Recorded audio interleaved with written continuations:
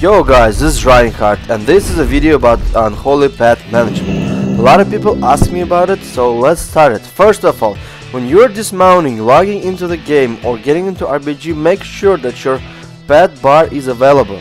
And it bugs out a lot and Blizzard knows this, but they're not fixing that shit, and it actually pisses me off because I'm playing a DK and a Warlock. And in order to fix the pet bar system, all you have to do is just type /reload UI. Otherwise, you're gonna be stuck in an RBG or arena without a pet stun, and you'll have to sacrifice the pet because you cannot even dismiss your pet. It's pretty shitty. Anyway, so let's start with the pet management. I usually have an autocast claw on because pet does a lot of damage with their claws. It can crit up to 6 to 8k. Trust me, for Unholy it is a lot with their claws. And their claws when the pet enrage also do a sweeping strikes, meaning it hits 2 targets. So if they melee cleave training you and you got your enraged pet, you pestilence the dots, and maybe if you have a Warlock on the team, that's a lot of dot cleavage damage there against the 2 melee cleaves, and that is actually pretty huge. So let's start. First of all, my macro, pet attack. I pretty much have it on my mouse, shift mouse wheel up, pet follow, shift mouse wheel down. Now, another macro that I have is cast Death Coil at your pet. Let's say your pet is under heavy pressure and you need to heal it, and I have it macroed with my pet follow. I'm pulling out my pet and I'm healing it at the same time. That's with the basic macros. I also have a macro huddle over here. It's control 5. And I also have a pet movement. I personally don't think I saw any DKs that we're gonna use a pet movement, but let's talk about how useful it really is. When you're fighting rogues, you know that rogues on average have about 25 to 30% dodge, and that means your pet stun is gonna be dodged 25 to 30%. Look at this, guys, how I'm gonna position my pet right behind the rogues so I can get a full pet stun off on them. And because you cannot dodge or parry from the behind, you have basically 100% chance to get your pet stun off. Look at this right now. Okay, now some people have issues with a pet attacking the same target because, let's put it this way, there's sometimes your pets get aggroed, especially it goes for the gargoyle. If there's a paladin with a righteous fury healing, your gargoyle will start actually attacking the paladin. And I have another macro, it's over here, and it's binded to my control E. It's pet follow, pet attack.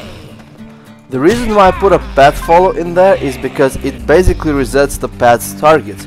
Otherwise, what is gonna happen is, let's put it this way, guys. Otherwise, what is gonna happen is simply, if you do a pet attack, your gargoyle might not switch the targets, and this is not very good. In addition to that, I also macroed pet attack to my chain of ice. The reason I put it on my chain of ice macro is simply, if I'm mouse overing chain of icing the rogue or somebody else in my group, my pet doesn't have to get on them. But if I have a targeted something and I want to put a snare and start attacking it, I'm putting chain of ice and my pet goes try to attack the target. It's actually very, very beneficial. In addition to that, for the pet management, the glyph that's absolutely the must is this glyph. Glyph of Death's Embrace. Refunds 20 runic power when you use to heal your pet. The reason why this macro is absolutely awesome is because A, it prevents from tunneling damage into your pet because you can easily heal it for 20k Death Coils.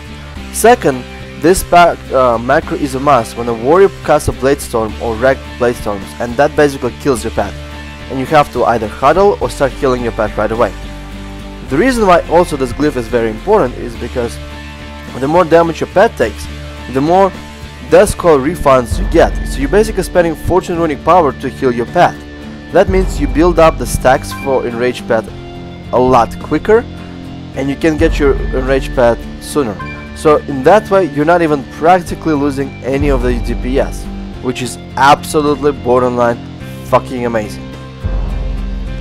Now let's put it this way.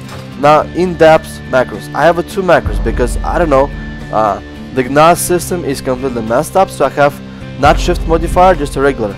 My pet stun macro is the following.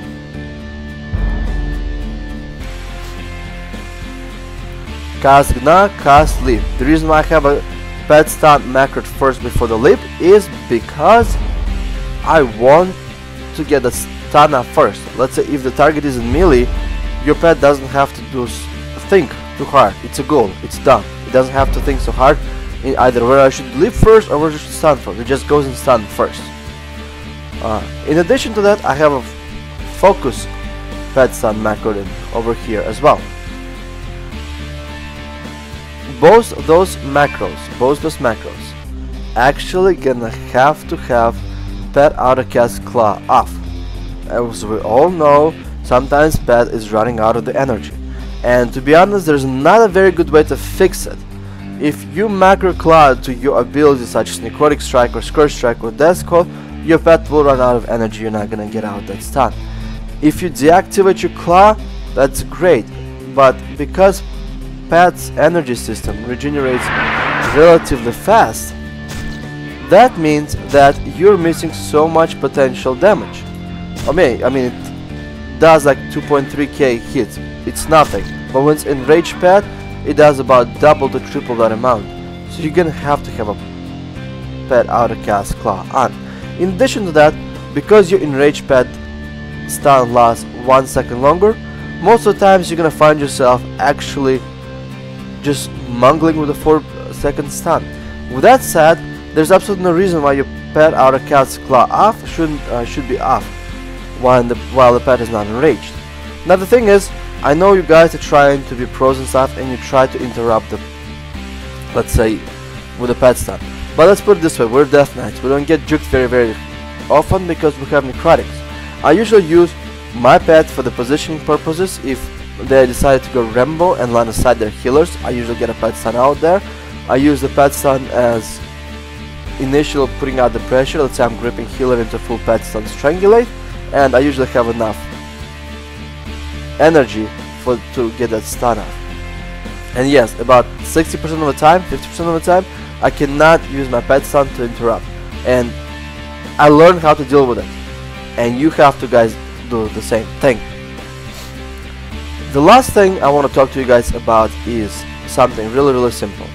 It's pet leap macro, and it's absolutely amazing.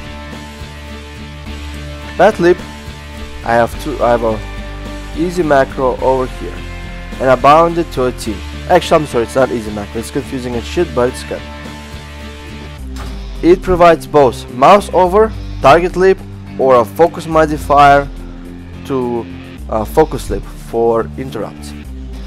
So, me pressing T, I'm gonna be leaping towards my target and my pet started doing damage, especially when it's enraged. If your pet is not enraged, do not use your leap. Period. You are wasting the cooldown. Pet enraged, on average, you can have it about 50% of the time, uptime, and leap is like, let's say, about 20-second cooldown. So if you are enraging your pet and it has a leap on cooldown, you're at a huge disadvantage. Okay, my leap just got recharged, and I'm gonna put Shift T and it leaps towards my focus target over here. When it comes to stances, it's actually up to you. Both work perfectly fine. I sometimes use assisted pet stans, but because Achinova is macroed into pet attack, it still attacks my target. Guarded is pretty good too, and assistive stance. I sometimes find myself most time using assistive pet stance because it bugs out our pet less and it prevents less of the target switching. The last thing I want to talk to you is one macro that I found very helpful, because if I want to get that pet stun, my energy on my pet, I'm putting pet auto cast claw off, and I can manually click on somewhere and put it pet auto cast claw on, but I'm a fucking lazy motherfucker and I don't like right clicking in the middle of the match. So what I'm gonna do is I'm just doing a Horn of Winter. And the macro with the corner winter, it has a pet outer cast claw on. That way I have a very easy way of putting my pet outer cast claw on too. In addition, I have another macro, I believe. It's with my Scourge Strike. And it has a pet cast claw. The reason why I did it is because some point in time when you build up a lot of necrotics and you need to get that kill, and your pet has extra energy it can use, I want the pet going full Mongol at the same time. And usually 90% of the time when you are, if you want to get a target low, you have to spend pet stun in the first place. It's my playstyle, guys. It's not something set in stone. It's not something that you have to do, okay?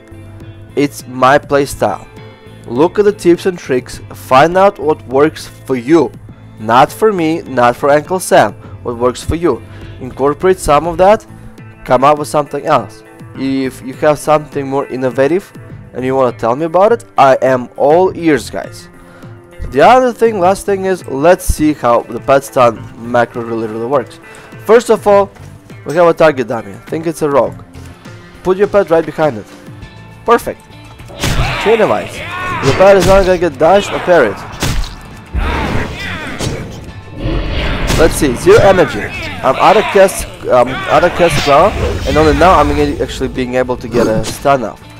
But that's me personally waiting till the pet energy is gonna be down to 0. 90% of the time, your pet energy is gonna be anywhere between 20 and 35. You're not gonna even have a 1 second delay like I had, you might have a 0.5 second delay. Or you can just wait until it's gonna be at 30 energy and you're gonna actually able to get that stun right away. It's just about watching. The biggest thing I noticed that works pretty good for me is I'm looking at my pet energy, and if it's between 30 and 40, it means it means right away the pet stun is gonna go there. But keep in mind, if you're tampering with the mechanics of the claw and you have a claw on a auto cast claw off, or you're not using a lot of claws on your pet, just because you can get a 1 minute CD stun which lasts 3 to 4 seconds and you're losing a shit tons of your damage, you're doing something wrong with your DK. That's it, guys, for a pet management. I basically, let's see, use about 10 to 12 pet macros, and that's why I think that Unholy takes relatively more finesse than Frost. I hope you guys enjoyed this video, and до свидания.